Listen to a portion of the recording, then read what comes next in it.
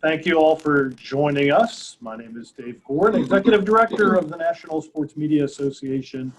Today we're talking columns and commentary with a great panel. I want to thank Greater Winston-Salem, Inc. First of all, they are sponsoring this continuing education series.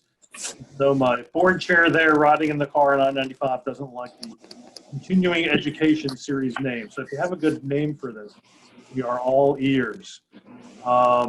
What I'd like to do is I'll go around, introduce the panelists, and if you guys would just tell us your story of how you got to be where you are initially. And we'll start, so we'll go alphabetically and start with Jerry Brewer of the Washington Post, who is in Washington State. Jerry, welcome and thank you. Oh, thanks for having me. It's great to see you all here. Well, I mean, I'm not going to take you all the way back to a little town called Portland, Tennessee, where I was born, but I've worked at the Philadelphia Inquirer, the Orlando Sentinel, the Louisville Courier-Journal, the Seattle Times, and for the past 5 years, the Washington Post. I've always kind of had a silver spoon in my mouth in this business. I was a sports columnist at the age of 25, 17 years ago. And now I'm 42. It's been, to be honest, quite the journey. I mean, it felt like I went from middle school to the NBA, and I was determined not to be Corleone Young or whoever you want to talk about as a cautionary tale. But I kept always telling people I was going to be one of the more unique voices when I was at 40. That I was going to have 15 years of experience doing this, and I was really going to hit my stride. And I feel like I've hit my stride at this point. So I appreciate being here, and I look forward to having a great conversation. Great. Thanks, Jerry, who, by the way, won a State Sportscaster of the Year in Kentucky and one in Washington State, correct?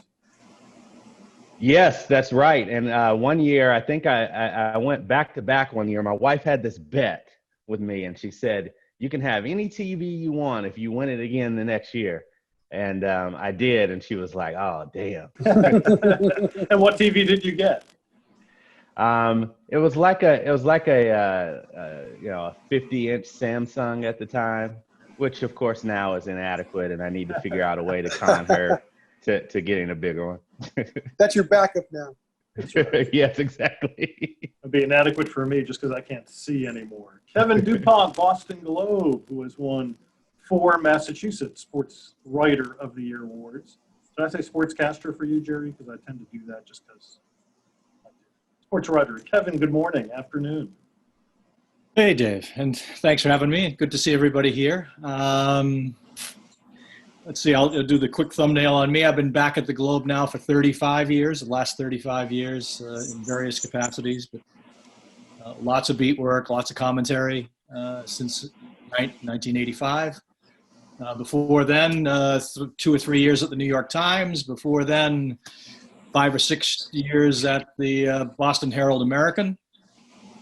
And when it all started in 1973 as a copy boy for the Globe. So I'm essentially right back where I started 47 years later, and about, let's do the quick math, about an 85% reduction in circulation. So I've helped make the Globe what it is today, which is tottering extinction, and we keep trying. But so thankfully, digital is building up to a far greater level than I ever anticipated. Had I done that column 5 years ago, I'd look ridiculous today. So thankfully, that looks like it's viable. So there we are. It's been all newspapers all the time. Turned down a number of nice opportunities in TV, but stayed with digital, which again speaks to my intelligence level. Stayed with the printed word, and here I am. And frankly, all that said, glad I did stick with print for a lot of reasons we can cover later. But that's where I am today, and that's where I was 47 years ago. Time flies, doesn't it? It does. Mike Vaccaro, New York Post. First met Mike, I guess that was 2012 or 13. He introduced Joe Posnanski, the year he That's right. won the National Sports Writer of the Year, and Mike himself is now, as of this year, the reigning New York Sports Writer of the Year, and now a two-time winner of that award. Hello, Michael.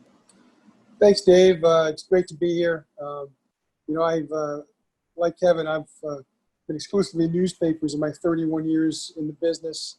Started at some small papers in Olean, New York, and Fayetteville, Arkansas, and Middletown, New York. Also worked at the Kansas City Star, worked at the New York Star Ledger, and the last 18 years or so at the Post. And, it's really kind of cool for me to be on this particular panel because I can remember when I was young in this business reading Kevin, and what struck me most about reading his work was that he would get me incredibly interested in subjects that I otherwise wouldn't have had any interest in. Whether it was the Bruins, whether it was just hockey, whatever he was writing about, it really was a lesson about just how powerful we are in terms of being able to, if we do the right thing with our stories and our columns, and we use the right words, we can actually make people invested in things they didn't otherwise think they'd be invested in.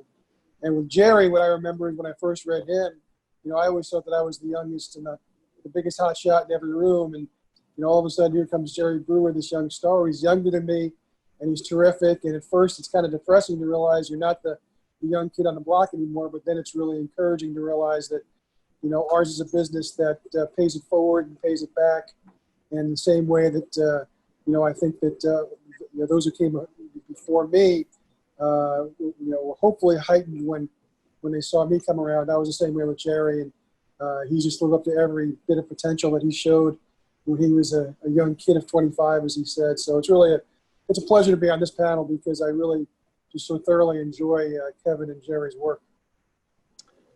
Well, I want to start out by asking, for me, I did 2 years of commentaries for the NPR radio station here in Winston-Salem. And I found the hardest thing for me was just to come up with ideas. And usually it was the night before I recorded and I would pound out 500 words. But you guys do it, if not daily, multiple times a week. Other than being game focused, where do your ideas come from? Mike, why don't you start this time? Well, that's an especially interesting question given our times because, until baseball started up again and the other sports kind of started to trickling in, I mean, the last 4 or 5 months have been entirely, trying to figure out things that aren't based upon a schedule. For the first time, certainly for me in many, many years, as creative as you want to be, especially if you're in a big city and writing column, so much of your schedule is kind of built in, whether it's a couple of baseball games a week, a couple of basketball games a week, however you want to do it. And, we obviously didn't have that luxury this time around. And it really caused you to think about a lot of things, to think about maybe some historically based stories, to write a lot of trend stories, to write off the news, to be creative. And I think that was, I wouldn't want to do that forever, but for the time that we had to kind of fill space in our newspaper, it was really a challenge to kind of come up with relevant and meaningful stories and relevant and meaningful columns.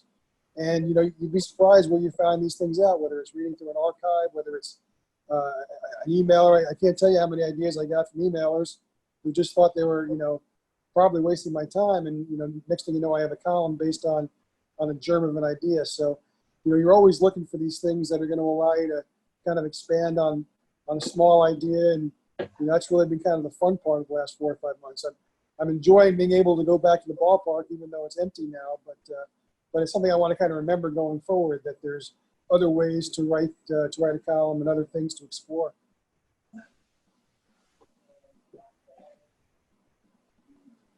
Jerry, how about you? It's interesting because, now along with Sally Jenkins, I'm a national sports columnist. So it's not the column that I've done for all these years, where that you're operating in a region first, and then when it's big news, you might strike. The bosses really want to kind of expand our reach, and that's one of the reasons that my role changed. And there's kind of this idea of, okay, you can do anything that you want on any day.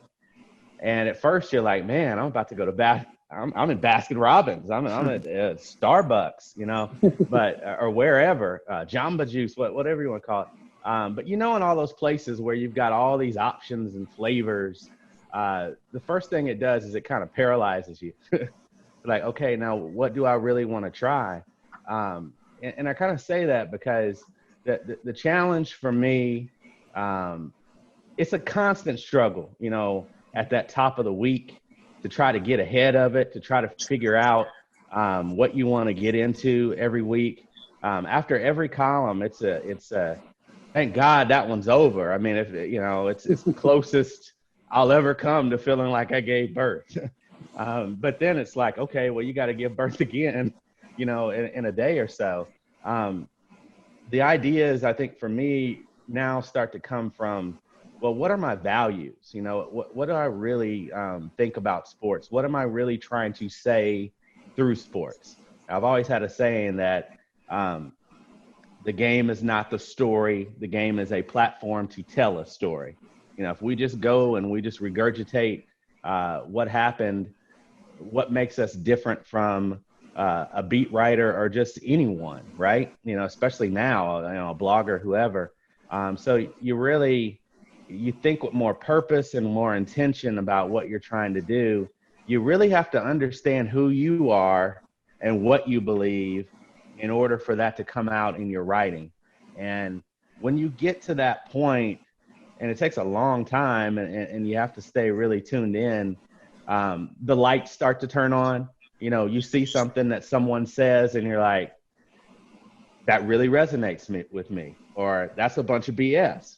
You know, I kind of compare it to, you know, pick your favorite skyline in a city. The first time you observe that viewpoint, you're just like, man, what a beautiful city this is. You keep looking at it, all of a sudden you're like, this is the monument that I like. This is what I'm really focused on. You know, I can see the whole city and I can appreciate the whole city, but these are the things that really resonate with me. And that, you know, that's kind of how the column comes, you know, and just sort of, you know, really understanding the way that you view sports and your perspective. And then, you know, as we advance this conversation, there's all kinds of little tools that I use to kind of help me get in that mode when my mind is outside of it. But that's kind of how I view it. Devin? Oh, those are great comments by Mike and Jerry. I really enjoyed listening to those. I will say, when you asked your question, I grabbed my pen and wrote down the word, where do they come from? I wrote down the word desperation. That's where they come from. They come from the desperation of a Friday 5 p.m. deadline. It can be anything. But it's an interesting question, and I can't say that I've ever just sort of sat down and tried to decipher exactly where it comes from. I have to credit editors here too, because sometimes it can just be the simplest. You know, you're always, I don't know, always. So many times in this job, you're thinking at 35,000 feet. Okay, what's it going to be? You know, where am I going to go with this? And then the editor will say something, you know, well, what do you think of the shortstop today? I mean, it can be, they bring you right back to the field. So it can be, often it's the simplest little nugget that you're so busy looking at higher, as I say, from a higher viewpoint or at higher ground. So I think sometimes it helps just to scale back your plane of vision on it. I think that helps considerably at times. The column I've done for the last 10 years, or mostly the last 10 years, Second Thought, the definition of that column was write things that normally wouldn't get in the paper, you know, which I've interpreted that, write anything you want at your own peril, or at the paper's own peril. But I will say, just as a couple of examples here, and some of this is because of where we are with, you know, the pandemic and not having our usual sources to go to. Can't go to games, they don't exist. So I just went for a walk in the woods, and I wrote about the walk in the woods. About 6 weeks later, I went and just climb the highest point in Massachusetts, which is not a big point. It's Mount Greylock, which is out in the Berkshires. So back to Jerry's point about know who you are and what your values are. I can't say I thought about that going into them, but while you're writing it, it becomes apparent the things you value and what you observe. So your, lack of a better word here, your moral standards or your moral set obviously defines what you're looking at, and then by virtue of what you're looking at ends up being what you write. So again, I think we're all expressing a similar line of thought here, which is we can go anywhere. What I find on vacation is if I'm on vacation, I can come up with 6 ideas in 15 minutes, and I'll be writing them down on pieces of paper, sticking them in my pocket. So often it's just if you kind of can just let it go, it's amazing what will come into your head for ideas. Whereas in that desperation mode, you're just looking at a blank screen sometimes. So some of it is just let it come to you, and some of it is go to familiar sources like an editor. My last point here, because I could rattle on, is I do find the crack cocaine that is Twitter and getting into some, if I will, discussions. Sometimes that germinates stuff too that maybe you wouldn't have thought of, but you get lost on that debate, or you get caught up in someone else's thread. That also develops some ideas. Like, was that a good goal yesterday or not, in your opinion? Yeah, I mean that it can be that simple, and what you think is everybody's assumption about a play or about a player or about a provision in a collective bargaining agreement that you find out from the audience they didn't understand it or they interpret it differently. Is again, it's all viewpoint. Mike, what's the favorite story or favorite column you had during the pandemic that was not game related, because it couldn't be? I had a couple that I really personally enjoyed. The one I think I'll cite was just the result again of just kind of cruising through old newspaper archives, see what happened 25 years ago today, what happened 50 years ago today, and I actually stumbled upon the fact that by great fortune, the next day was going to be the 50th anniversary of the speech Gail Sayers gave that ultimately led to the movie Brian Song, and it was great because obviously Brian Song is a movie a lot of people know. It's a song. It's a movie that has moved people for 50 years almost, and there it was. I mean, all this information that was available. I was able to kind of turn it around pretty quickly, and the visceral reaction was just spectacular. It really was. It was, and that's kind of what you're trying to do, is you're trying to strike a nerve, and sometimes I guess the best days in the business are when the worst problem you have is trying to keep up with all your email. I like to answer as much as I can. And I especially like to say thank you for the nice ones. And that was a day where pretty much my entire next day was occupied by answering mail, because it really did kind of hit a nerve with people. And I know for a fact that's not a column that I would have otherwise done, in regular times. Brian Piccolo, a graduate of Lake Forest, right? Thank you very much. Jerry, your favorite column from the pandemic era? Yeah, it had to be after. I mean, favorite is kind of a weird thing, but I think it's the one that matters the most to me. After George Floyd was killed, I wrote a column about what it was like, being a black man at this time and feeling hopeless. And then a lot of it was about what's given me hope in this moment.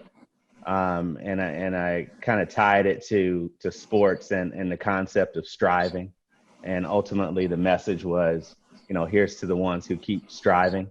That's the one that meant the most to me, is my favorite. It's interesting now because we've got all these metrics that you can pay attention to or not pay attention to. You have to pay attention to it for your own survival, about what's being read the most and what's really resonating with readers, what's really affecting them. But then you also have to look beyond the metrics and really think about your overall role. For me, that one just kind of was beyond any kind of hits or comments or emails or anything. It was just, that was my heart on a piece of paper. And I felt like, the response to that gave me even more hope about our crazy country that we live in. So that one from this time, more than anything, will stick out to me the most. Writing from your heart like that, easier than a normal everyday column, or harder? Harder. We have to be vulnerable.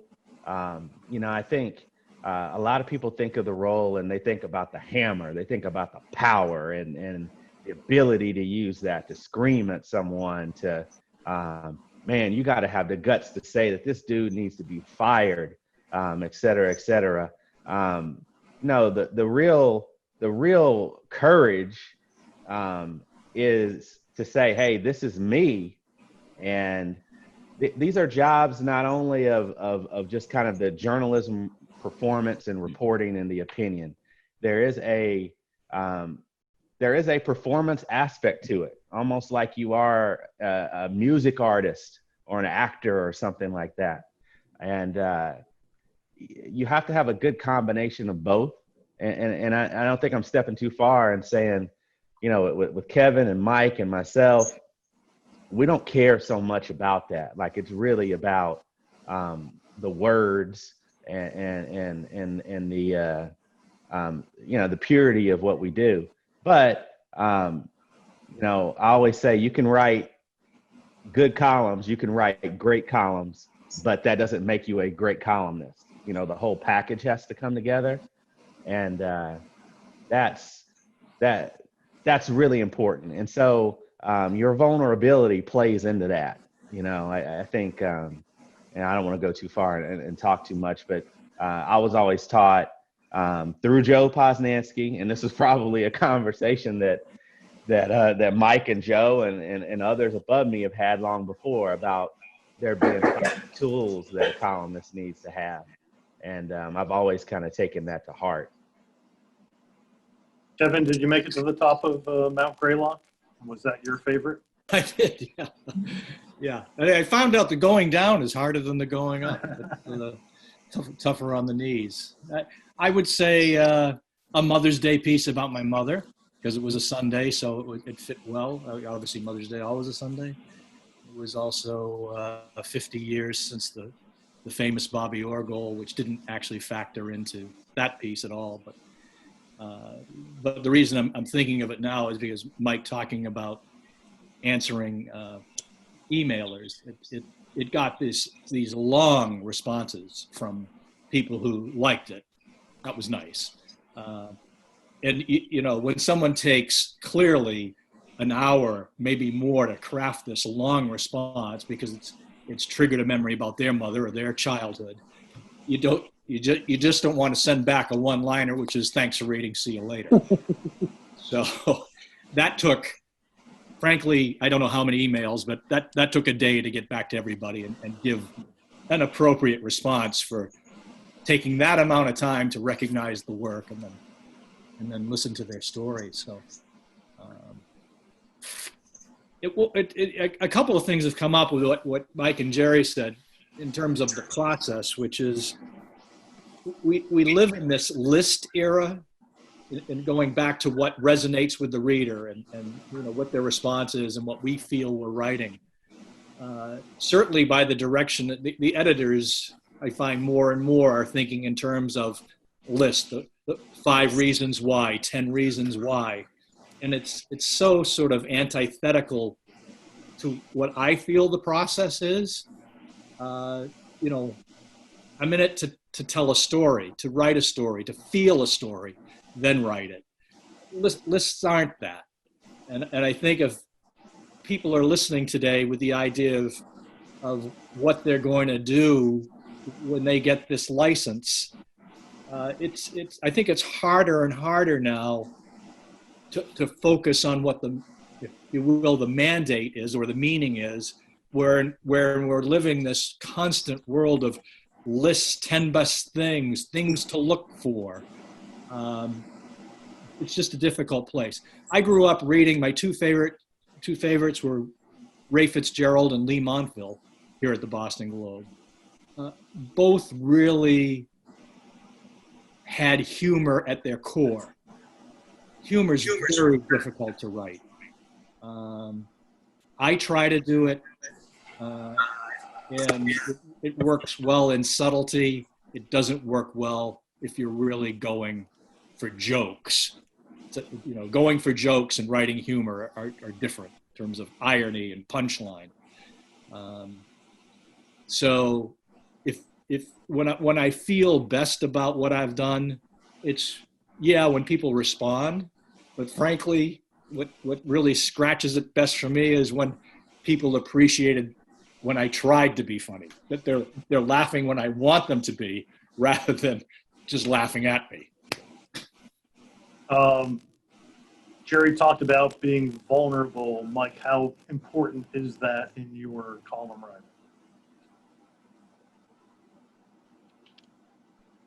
Mike? I'm sorry, Dave. I didn't quite hear you. Jerry talked about being vulnerable. How important is that in your particular style? Oh, I think it's incredibly important, because I think that's part of the reason why you succeed as a columnist, is that people can relate to you as a person and not just somebody who's kind of preaching to them from the top of the mountain. I think that the things that I write, even that are impersonal, I try and put some kind of personal touch on them, because look, I mean, there is to me there's still something to be said for the fact that your picture is on that on the column. I know that in certain places, like Jerry, I think you guys still don't have pictures in the actual print product, but obviously people know that that's a personal column when you write it. And I mean, I think to me that's what allows all the repertoire. I think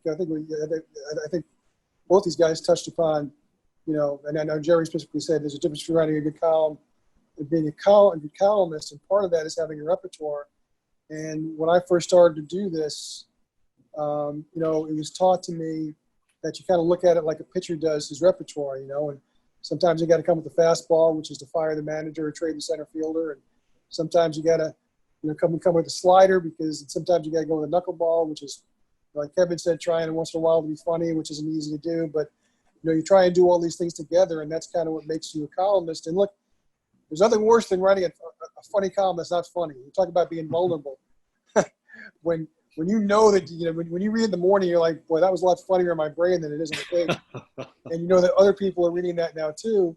I mean, that's pretty vulnerable. But one of the gifts about being a columnist, to me anyway, and I know we talked about this earlier about having to start from zero the next day. And I know all of us are friends in college with Dave Kindred, who calls it the daily miracle, the whole newspaper process. But certainly being a columnist is also. But one of the great things is that if you write a stinker on Monday, you probably have a shot to come back and make up for it on Tuesday or Wednesday. And that's to me, that's the real gift of having a column and being a columnist, is being able to be better the next time out than you were this time. And that all goes back to your asking about vulnerability. What's the highest compliment you can get as a column writer, other than an NSMA award, of course? I'll let any of you want to tackle that. Go ahead. It's very clear to me. There are two things. Number one is I do not agree with you but I learned something from you. That's a gold standard right there. Because so often people look at what we write from the prism of whether they agree or not. And we don't really look at it that way. Of course, we want to be right, of course, you know, and of course, we think that our opinions are the best opinions ever. We have to be able to write with power. But the more that you do this, and all of us now, I mean, we've done this for a long time. The greatest thing is when you have like the real challenging column. This is really hard to be able to like express this point of view, to be able to do that in a coherent manner, to express yourself. That is really amazing, and it doesn't matter how people take it. So that comment, and then the other one that I really dig, and it happened a lot during the pandemic because until sports came back, that they folded the sports section in back of style in the newspaper, in the print product, because I mean, how in the world are we gonna fill a full sports section, especially with no agate, right? So I wound up getting a ton of emails from people who don't ordinarily read sports, you know, and these are our old, supposedly dying print readers. And there was a lot of, I don't read sports, so I haven't read you very often, but that felt like it was more than sports. And I'm going to give you a chance, even though I'm not a sports fan. So that whole thing, I don't like sports, but this resonated with me. That's a big thing for me too. Kevin, how about you? The Thursday paycheck. That's all. Somebody's paying me for this. A couple of thoughts off of what Jerry said, which I agree wholeheartedly. But it's even more satisfying when you get that 5 or 10 years later from somebody who's read it and remembered it that long, that they disagreed when you said they should have traded or they should have gotten rid of the general manager or something like that. So, you know, to hear it again, because we're in this world of things are right now and then they just vanish into thin air when you hear it from people who've hung in for a while and listened. Sometimes from retired players who, you know, you were hard on or, you know, sometimes hard to mean, coming back, you know, you'll see them at some affair, a team-related affair or charity gig and saying, you know, I really hated what you wrote often, but you were fair, because fairness is the crux of it in my mind. If you know, I've not been one to be the provocateur, just to sling stuff out there, and we've all seen that, and that's effective. To me, that's talk radio. Just throw it out there, rile up the troops, get them to talk, get everybody pissed off. I don't see. I've never seen the virtue in that, and it isn't me anyway. It's just not the way I do, not the way I live my life. And the last part about feeling good, this feels like such a self-aggrandizing parade, but you did ask the question. I said it right up there on the TV. Yeah, is when either the husband or the wife writes me because the husband made the wife read it. Okay, and I don't mean to make this sexist, but that's the way it always is. You know, I gave your column to my wife. I said, please, you have to read it. And then he writes back or she writes back saying, I don't normally read the sports section. I really like this. So impact is important because we all have egos, right, Mike?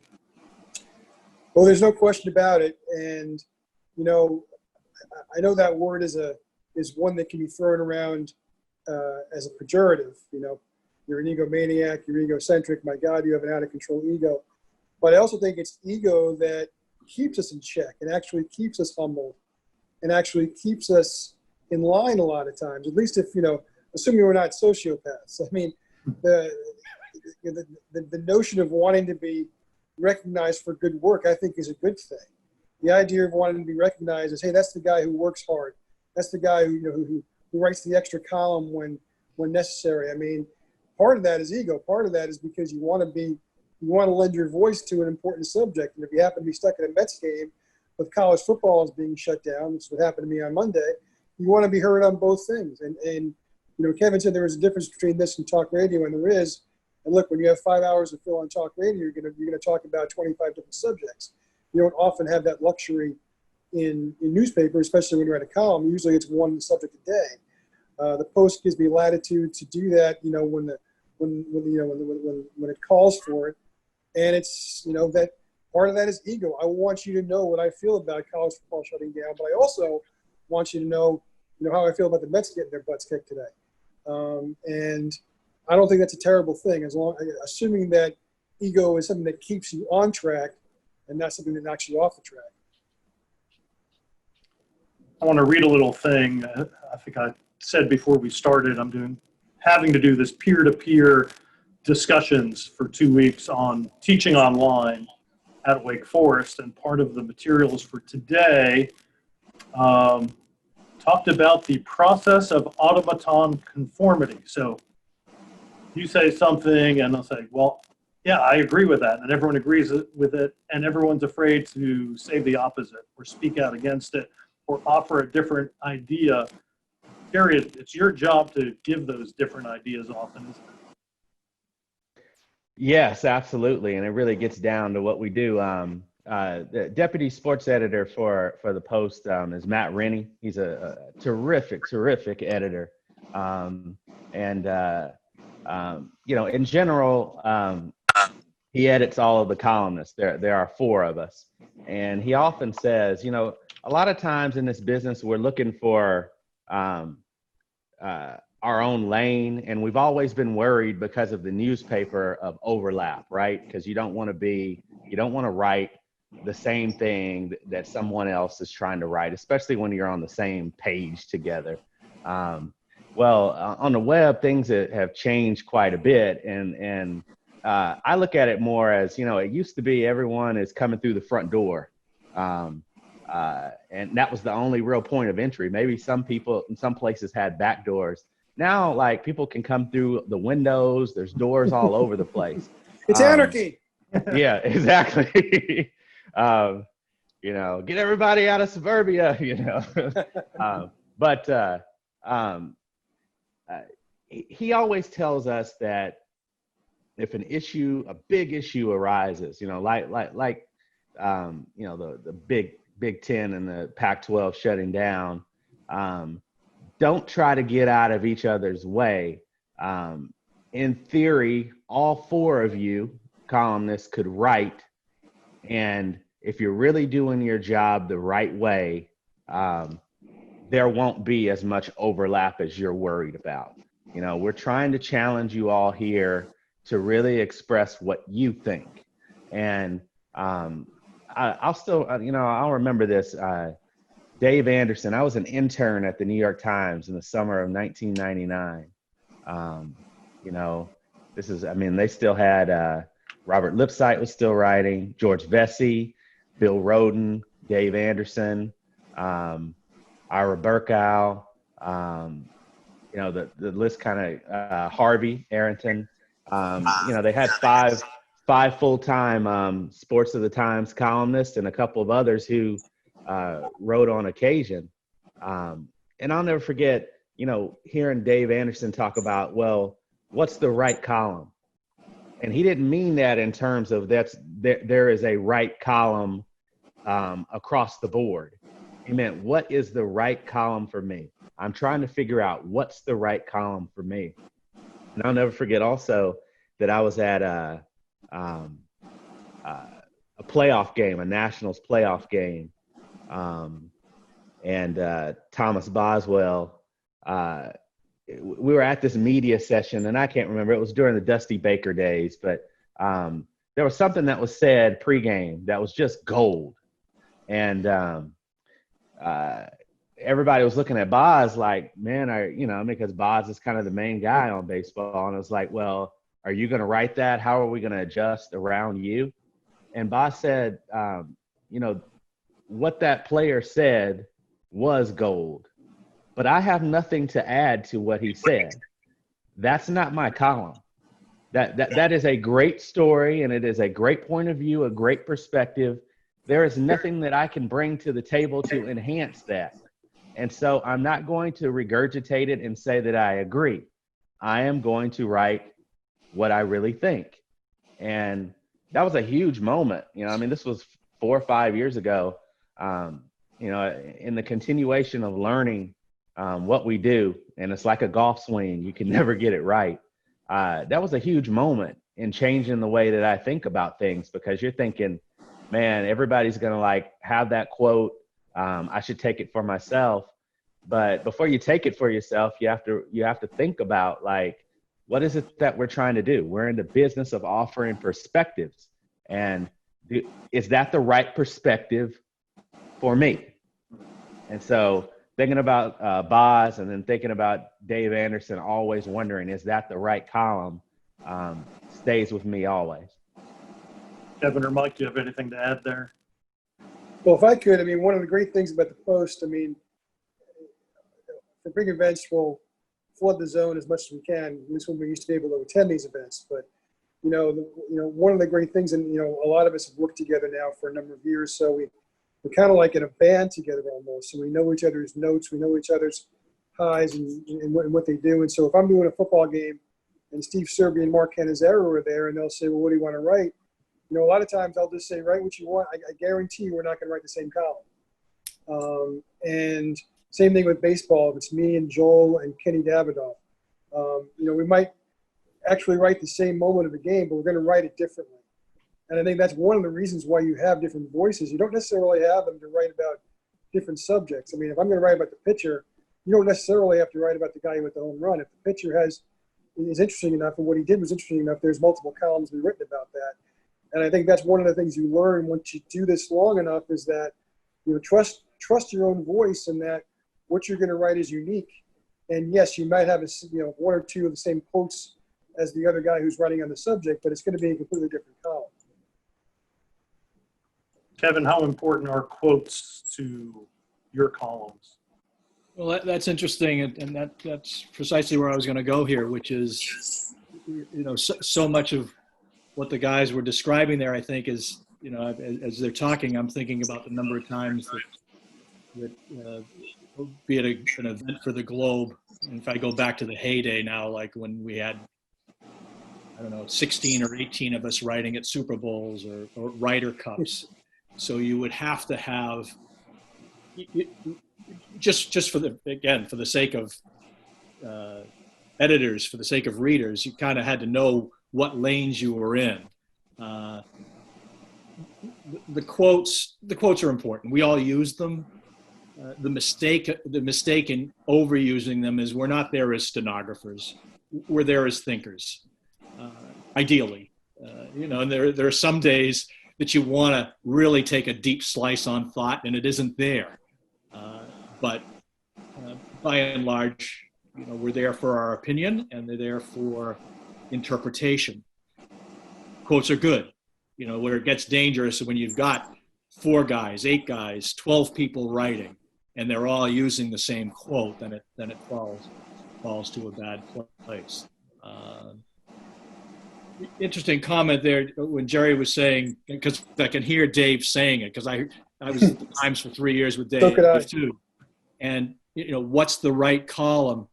I think of it I don't know if Dave was thinking of it this way. When Jerry brought it up, I was thinking, what's the right column that plays to my strength?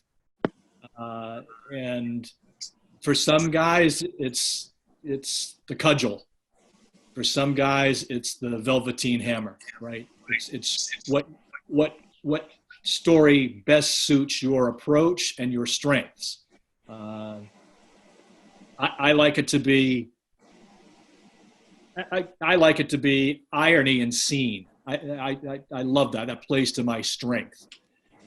If you're talking about deciphering why they went with these 2 bridge relievers in the 5th and 6th, I can do it. It just doesn't do a whole lot for me. Gotcha. Let's take some questions from Our Zoomers, Kai, since you're all the way in Germany, you get first crack. Go ahead and unmute if you have it. Yep. And ask away. Hey, everyone. So my name is Kai, and I work for Deutsche Welle here in Germany. I'm a Bundesliga broadcaster, occasional writer, and photographer. So being over here in Germany, I'm just curious, would there be any room for some international content, primarily in the US? Like, I mean, even though my beat is primarily Germany, like I've covered sports in Japan for a little bit as well, and I would have once COVID goes away, I would have no trouble coming back to the US for a little while.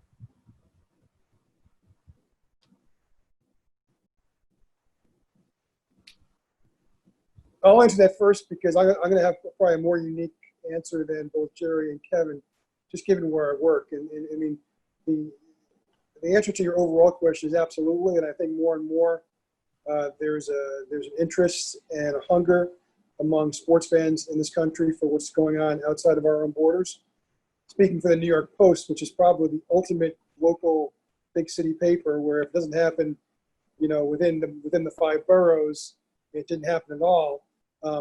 I'd say probably not. That's just the nature of our readers. But I definitely think that the nature of sports fans now would absolutely dovetail with what you're saying, and I think that the large portion of fans feel that way. I can only speak about my own readers, which tend to be very New York centric. Thank you. Dominic, go ahead and unmute yourself and ask your question. Hi, thank you. Thanks all of you for coming in. My name's Dominic. I'm from New Jersey, just outside of Philadelphia. Like Jerry, you were talking about how you were born with not born with, but you were given like a silver spoon into the industry, and you've been able to work your way up and everything. And you also talking about how it's important to be vulnerable, and all of you have talked about that. I myself, as Dave knows, am in a very vulnerable situation. I have a lot that I want to get out there, and I definitely want to be a writer.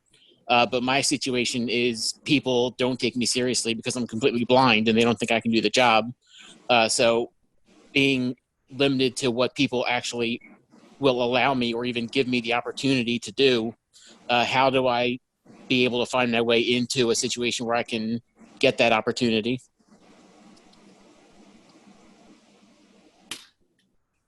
I think it's it's about networking, obviously, but making sure that you're networking with people who are going to be willing to be advocates for you. It's about being able to, you're trying to find that right person who understands your situation, appreciates your talent, sees you for so much more. And then through that, opening doors. I would say one thing about this business, the people who really care about it, and there's a lot more of us than people who are only thinking about themselves. They embrace the idea of opening it up to more people, new voices, fresh voices. With your story, that's incredibly powerful, and that's we're talking about representation, and so often we think about it in terms of gender and race, but if we really want to truly have the ideal level of representation, that extends into so many other places. I know that, I can say, straightforward, the 3 of us who are speaking today, we're not going to be, the door's never going to be closed. You have to be, open and willing to listen to what we think, not from the standpoint of we're the all-knowing guardians of anything, but we've had careers and we can tell you, where we think you're going right, where we think you're going wrong, in terms of just your work, and then from there, I do it every day. I mean, I love connecting people to people in this industry. I love being able to use whatever cloud or whatever word you want to use in order to help the next generation come through. Because it's just, I have this fear, that one day when it's all over for me, there's going to be nothing left. And then it's like, well, what the hell did you accomplish? I mean, you really think about that. Like, what in the world did you accomplish if all you did was succeed and then the rest fell apart in some way?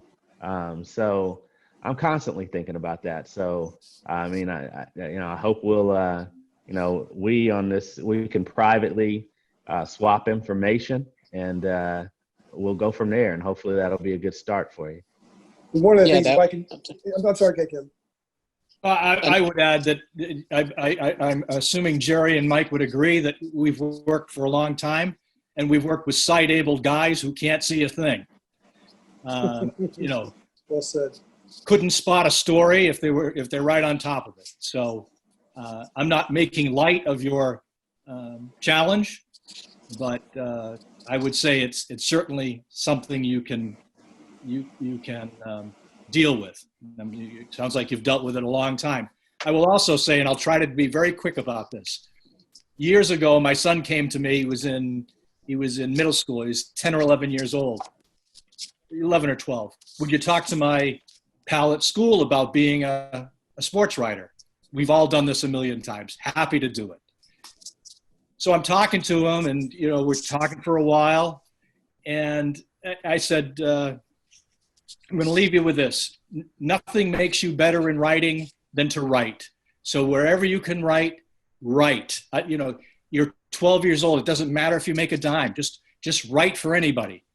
And he says to me, I'm already doing that. I said, that's great. That's great. 12 years old now. I'm thinking, he's writing for some supermarket handout or something. I said, who are you writing for? He said, I write for Bleacher Report. I said, now he's pulling my leg, right? I said, really? I said, you're 12 years old. He said, what do you do? Oh, I'm the Patriots beat man for the Bleacher Report. I said, well, how do you do that? You're not credentialed? Oh, I don't go to the games, he said. I said, well, what do you do? He said, I watch the game on TV. I read the Globe in the morning, the Herald in the morning. I watch all the stuff. And then on Monday morning, I just write about everything I've watched and read. And he did that for quite a while. So never spoke to an editor. They had no idea that he was 12 years old.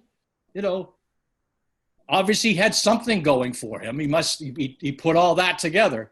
So there are opportunities there. If you can be 12 years old and have nobody know who you are really other than your work will carry it. I'd say hang in, Dominic. Yeah, I've actually reached out to Bleacher Report so much that I think they blocked my email address because every time I email them now I get it sent back to me. Yeah. But there are other places. Believe in yourself, believe in your point of view, and deliver on it. Yeah, I'm glad. I was going to say, that's the point that I was going to make too, is that, I think one of the things we all have to be in this business is resilient. And we're going to hear no 1,000 times, but all it takes is one yes. And that's a pretty good ratio when you look at it. I mean, there aren't a lot of things where you can consider it a victory if you get one good thing out of 1,000. But that one yes is going to change everything, and it's going to make things better. And once your foot is in the door, it's all on your own. And I think that's one of the things you have to develop first and foremost in this business is a tough skin. And going back to the word I used earlier, the ego to believe that you're good enough to do it no matter what this array of people will tell you that you can't do it can do. You have to be the one who believes in it. Whether you call it ego, call it confidence, call it self-assurance, that's an essential part of your toolbox. And you have to have that going forward. No matter whether you're just starting in the business or whether you're a bunch of guys like us who've been doing it for over 20 years, 20, 30 years. Yeah, I've actually been writing for a bunch of different websites actually for the last 4 years. And I'm glad that Jerry brought up about being inclusive with everybody, because that's actually when I do email people. I've emailed about half of the NFL teams that I could get email addresses for, as well as the league office, who actually emailed me back saying they want to have a phone call with me. That it's not just race or gender that needs to be considered in the diversity and inclusion. It's also other disabilities like the blind. And I liked what Mike said too, because actually Kevin said it, that the first line of my profile on Twitter says, diabetes took my sight but left me with vision. And I will point out that a couple of weeks ago, Dominic said he had reached out to the Baltimore Ravens. And Kevin, you know that the Baltimore Ravens general manager went to which high school? I'm blanking out. It's here in Massachusetts. He's a Taunton Tiger, just like me. So I figured I would reach out to him on LinkedIn on Dominic's behalf, figuring, well, now that football's starting to get going, that would hear nothing. But sure enough, last week, Eric DaCosta accepted my thing, gave me 2 connections for Dominic to email. So hopefully Dominic's already, I know he had already contacted one of those people. Hopefully he contacted the other. And hopefully I just heard back I just heard back from her today. She said they don't have any openings, but keep looking on the website. And that's the other thing, is stay in touch with these people. Don't just reach out once, and if you get rejected, give up. As everybody said, stay after it. So Neil, you have a question. Yeah, thanks, Steve, for hosting this meeting. I really appreciate it. I wanted to ask, Kevin, Jerry, and Mike, what I've been doing, I said the past several months is really focusing on feature articles. Just wanted to get your guys, feedback on that. I've been covering quite a bit, with high school and college the last, couple of years, but especially the last 2 years, really, again, that's been my main focus. I just was wondering about that as far as having success with that, with the feature articles. Sunil, when you say features on high school and college, you're doing them for what? For publication? For publication, yes. Yeah. Well, I will say this. I think there's an opportunity in it because of what's happening in our industry in terms of major metropolitans, which is both of those, high school and colleges, are getting less and less coverage just because staffing has been trimmed back, and more, especially here in Boston, it's becoming so pro-centric. The four pro teams get, 90% of the coverage. So I would say that it should be. I hesitate to say anything is a growth industry now within print, but I think there's opportunity there. And again, the stories that have unique twists. Be it challenges, human interest, stuff that plays not just to the sports audience, but to the general readership. Neil Fisher, you have a question? Yeah, hey guys, thanks again for your time. First off, I'm actually a print journalist just like you. I've been working here in Central Florida for about 30 years. The last 13 I've been writing for the Apopka Chief. It's a local community paper, and I cover Wekiva and Apopka high schools mainly. But I'm actually going to the Dan Patrick School of Sports Casting because I want to get into on-air talent, being part of the team that does play-by-play or sideline reporting.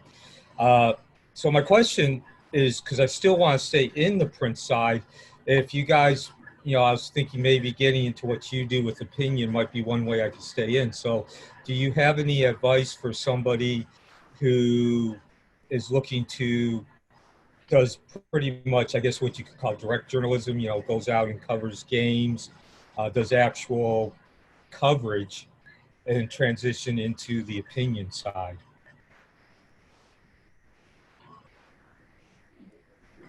Well, I'll speak for myself. I started that way also. I started as a straight news reporter, switched to sports, was a general assignment reporter. Knew I wanted to be a columnist. I knew that was always something that I aspired to. I was able to dabble once in a while, and I think that's part of it. I think maybe what you might want to do is just try and start dabbling in that and try and see if you can discover your voice. Because I think that's really the functional difference between the jobs in a newspaper. I mean, the columnist has a license to have a voice, develop a voice, use that voice. And that's something that only comes through time. It's something that you come through effort and through learning and through repetition. But the other thing to remember is that to be and I think I'm certain that both Kevin and Jerry would agree with me, that the foundation of what we do even as columnists is what we learn through our training as reporters. And our columns, our strongest columns are always going to be based on having a foundation of knowledge, a foundation of reporting, and that's not something you can ever lose. And I think that you can become a columnist, I don't want to say in your spare time, but in addition to doing what you're doing as a reporter. I think it's always important to remember that reporting is what is the basis for all the things we do, no matter whether you want to term it as a takeout writer, a feature writer, a beat writer, or a columnist. I mean, solid reporting is always going to be the foundational groundwork for all of that. So, to be able to then kind of like venture out a little bit and write opinions, those opinions are only going to matter if they're based in some kind of knowledge. Right. And that knowledge is only going to be gained by being able to be a good quality sound reporter.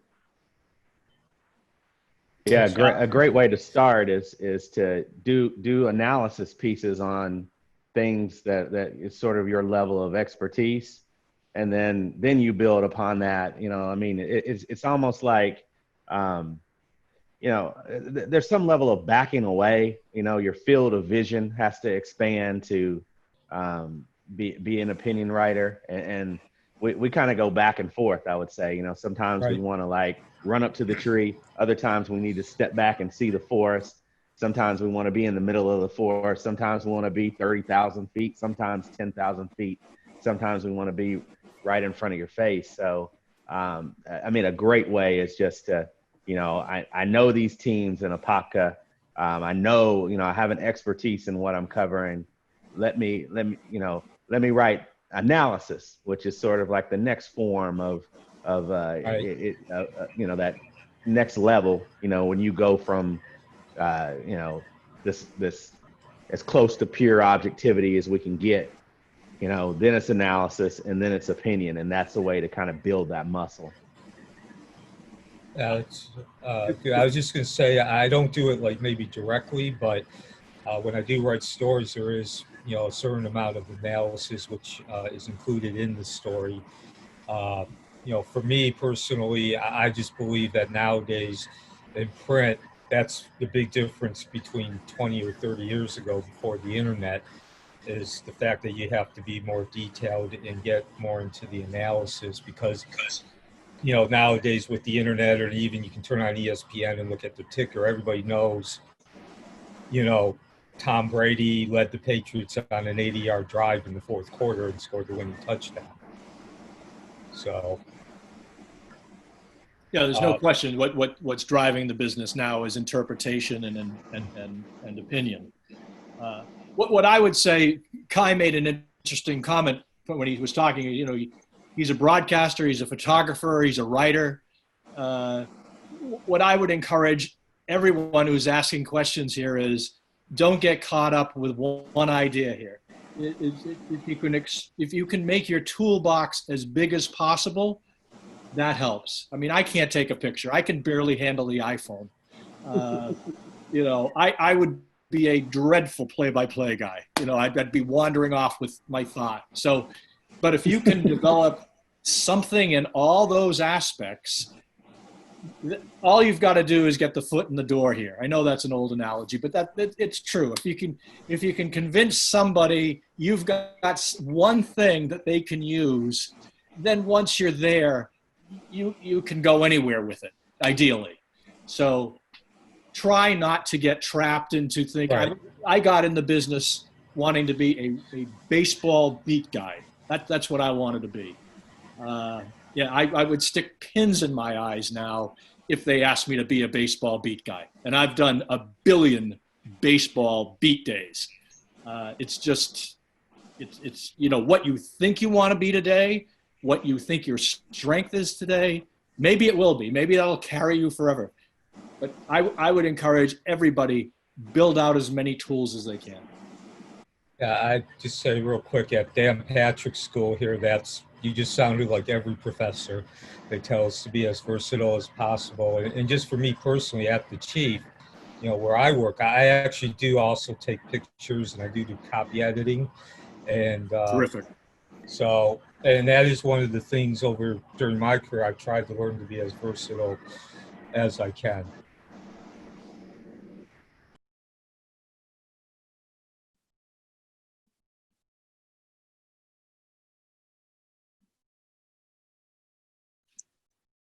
Dave, I Yes, think you're muted. Yeah, I guess it helps if the moderator would unmute there. More tools. Thank you. Unless anybody has another question, I'm going to let everyone go and just say thank you very much for your time today. This was as enlightening a session as we've had since we started them back in early May. So thank you, Mike, Kevin, and Jerry.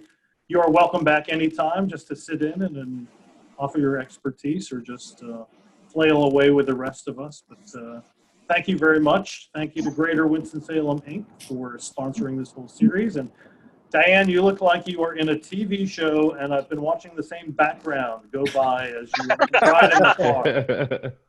Yeah, I hope it hasn't been distracting, but I really didn't want to miss this session. I appreciate it.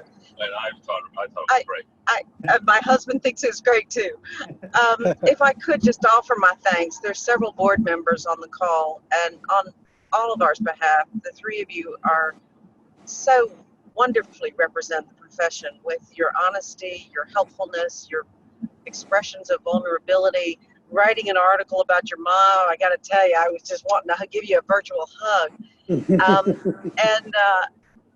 Dave gives me grief because I think the name of the series is kind of boring, continuing education. I've done it all my life, and it's one of those things that in many cases we dread. And I feel like this is such a vibrant profession. And one of you earlier said something to the effect of paying it forward and paying it back.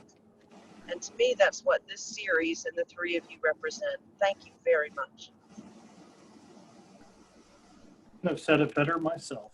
And with that, I bid everyone good day. Thanks again. And for those of you who are on regularly, we'll see you next time. Have a great weekend, everybody.